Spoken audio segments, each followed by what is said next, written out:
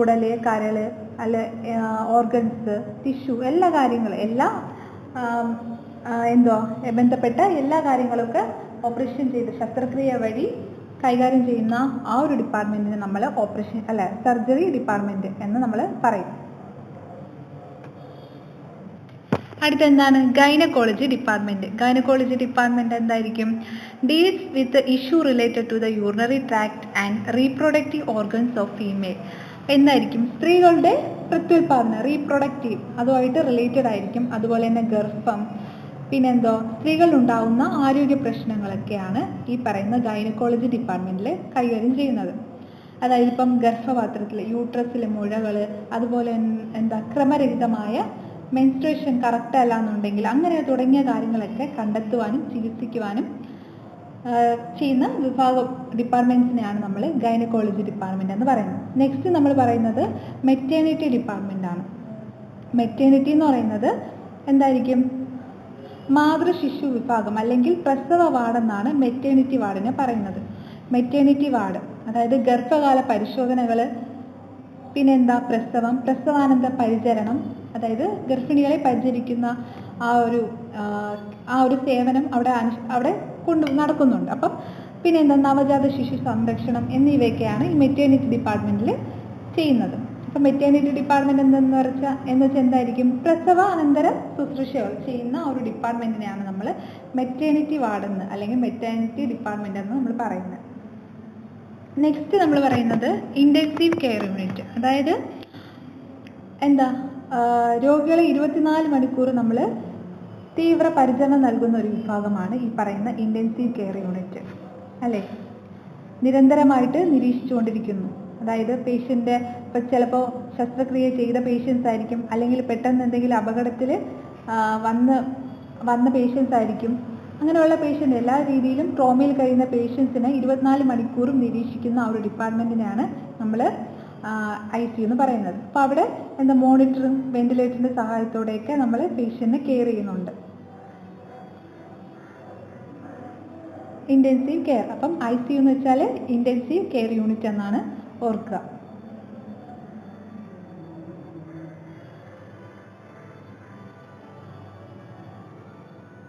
Medical record departments. എന്തായിരിക്കും medical record departments? നമുക്ക് record എന്ന് പറയുമ്പോൾ നമുക്ക് മനസ്സിലാവും, അതായത് പേഷ്യൻസിൻ്റെ എല്ലാ കാര്യങ്ങളും നമ്മൾ ഒരു റെക്കോർഡ് ചാർട്ടിൽ നമ്മൾ സൂക്ഷിച്ച് വെക്കാറുണ്ടല്ലേ. അപ്പം എന്തൊക്കെയായിരിക്കും? കൊടുത്ത ഡ്രഗ് ആയിക്കോട്ടെ, പേഷ്യൻ്റ് വന്ന സമയമായിക്കോട്ടെ, എത്ര ഡോസാണ് കൊടുത്തത്, പേഷ്യൻ്റ് എന്തൊക്കെ ട്രീറ്റ്മെൻറ്റാണ് എടുത്തത്, എല്ലാ കാര്യങ്ങളും നമ്മൾ ഒരു റെക്കോർഡ് ചാർട്ടിൽ എഴുതാറുണ്ട്, റിപ്പോർട്ട് ചെയ്യാറുണ്ട്. അപ്പം അതൊക്കെ സംരക്ഷിച്ച് വെക്കുന്ന ആ ഒരു ഡിപ്പാർട്ട്മെൻറ്റിനെയാണ് നമ്മൾ മെഡിക്കൽ റെക്കോർഡ് ഡിപ്പാർട്ട്മെൻറ്റ്സ് എന്ന് പറയുന്നത്. നെക്സ്റ്റ് നമ്മൾ പറയുന്നത് നിയോണേറ്റൽ ഇൻറ്റൻസീവ് കെയർ യൂണിറ്റ്. അതായത് നിയോണേറ്റൽ ഇൻറ്റൻസീവ് കെയർ യൂണിറ്റ് എന്ന് പറയുമ്പോഴേ നമ്മൾ ഓർക്കുക കുഞ്ഞു പിള്ളേർക്കുള്ളതാണ്, പ്രീ മെച്യൂർ ബോണായിട്ടുള്ള ബേബീസിന് വേണ്ടിയിട്ടുള്ള ഡിപ്പാർട്ട്മെൻറ്റ്സ് ആണ്. NICU എന്നാണ് അതർവൈസ് പറയുന്നത്. NICU, ന്യൂ ബോൺ ICU അല്ലെങ്കിൽ നിയോണേറ്റൽ ഇൻറ്റൻസീവ് കെയർ യൂണിറ്റ്. കുഞ്ഞു പിള്ളേർക്കുള്ള ഒരു ഡിപ്പാർട്ട്മെൻറ്റാണ്. നവജാത ശിശു എന്നൊക്കെ പറയില്ല, അവർക്ക് വേണ്ടിയിട്ടുള്ള ഡിപ്പാർട്ട്മെൻറ്റ്സിനെയാണ് നിയോണേറ്റൽ ഇൻറ്റൻസീവ് കെയർ യൂണിറ്റ് എന്ന് പറയുന്നത്. ഇനിയുണ്ട് ഡെർമറ്റോളജി. ഇനി പറയുന്ന കാര്യങ്ങൾ ഈ ക്ലാസ് കേൾക്കുന്നവർ നോട്ടൊന്ന് എഴുതിയെടുക്കുക.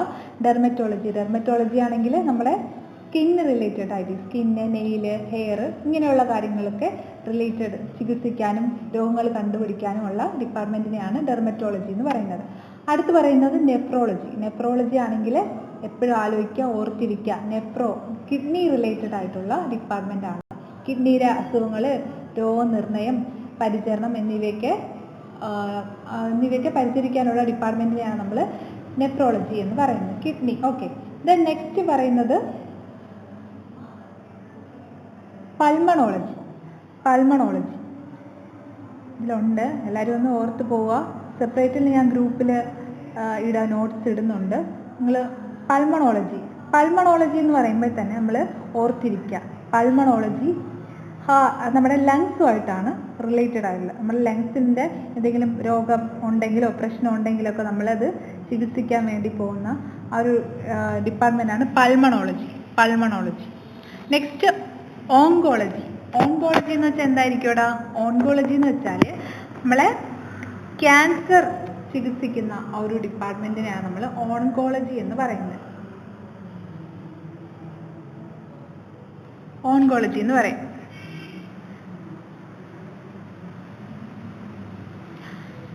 കണ്ടോ? It is the branches of specialized medicine that provide treatment to patients suffering from cancer. Cancer ആണ് റിലേറ്റഡ് ആയിട്ടുള്ളത്. നെഫ്രോ ആണെങ്കിൽ നമ്മുടെ കിഡ്നി. പീഡിയാട്രിക്സ് ആണെങ്കിൽ എന്തായിരിക്കും? പീഡിയാട്രിക്സ് എന്ന് പറയുമ്പോൾ നമ്മളെ കുട്ടികളെ കണ്ടീഷൻ ട്രീറ്റ്മെൻറ്റ് ആരെയായിരിക്കും? ചൈൽഡ് ഹെൽത്ത് ആണ് പീഡിയാട്രിക്സ്. പൾമണോളജി ആണെങ്കിൽ റിലേറ്റ് ടു ദ ലങ്സ്. അടുത്ത ഒപ്തൽമോളജി ആണെങ്കിൽ നമ്മുടെ കണ്ണുമായിട്ടാണ് റിലേറ്റ് ചെയ്യുന്നത്. Ophthalmology deals with medical care for condition related to the ice.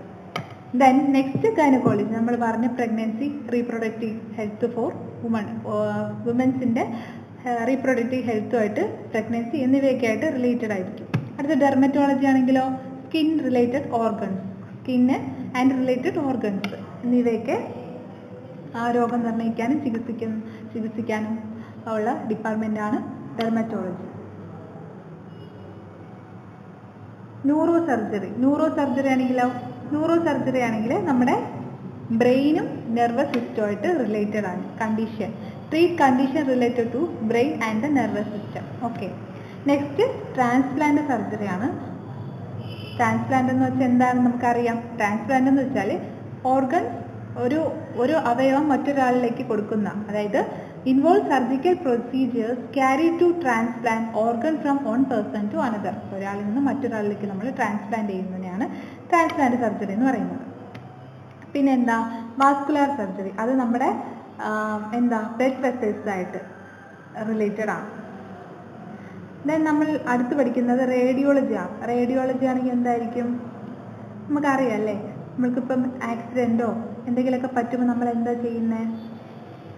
അല്ലെങ്കിൽ നമ്മുടെ കൈകാലുകളൊക്കെ പൊട്ടുമ്പോൾ നമ്മൾ എക്സ്റേ എടുക്കാറുണ്ട്. നമ്മളെ ഇൻറ്റേർണൽ ഓർഗൻസിന് എന്തെങ്കിലും തകരാറുണ്ടെങ്കിൽ നമ്മൾ എവിടെ പോകും? ഈ പറയുന്ന റേഡിയോളജി ഡിപ്പാർട്ട്മെൻറ്റിലാണ് പോകുന്നത് അല്ലേ? അപ്പം നമുക്ക് സ്കാൻ ചെയ്യുമ്പോഴേ കാര്യങ്ങളൊക്കെ അറിയാൻ പറ്റും. റേഡിയോളജി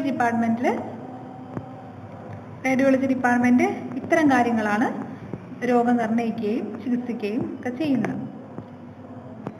നെക്സ്റ്റ് നമ്മൾ പറയുന്നത് പാത്തോളജിയാണ്. പാത്തോളജി എന്ന് പറയുന്നത് നമ്മുടെ രോഗകാരണം. ഇപ്പോൾ നമ്മളിപ്പം എക്സാമ്പിൾ ഇപ്പം യൂറിനറി ട്രാക്ട് ഇൻഫെക്ഷൻ ആണ്. അപ്പോൾ നമ്മൾ എന്ത് ചെയ്യും?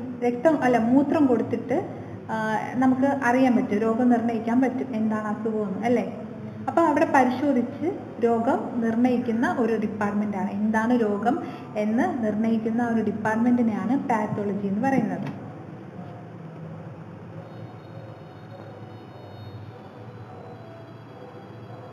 അതുപോലെ തന്നെ യൂറോളജി മീൻസ് നമുക്കറിയാം. യൂറോ മീൻസ് എന്തായിരിക്കും? യൂറോളജി അറിയോ ആർക്കെങ്കിലും? യൂറോളജി മീൻസ് നമുക്കറിയാം യൂറിൻ അല്ലേ?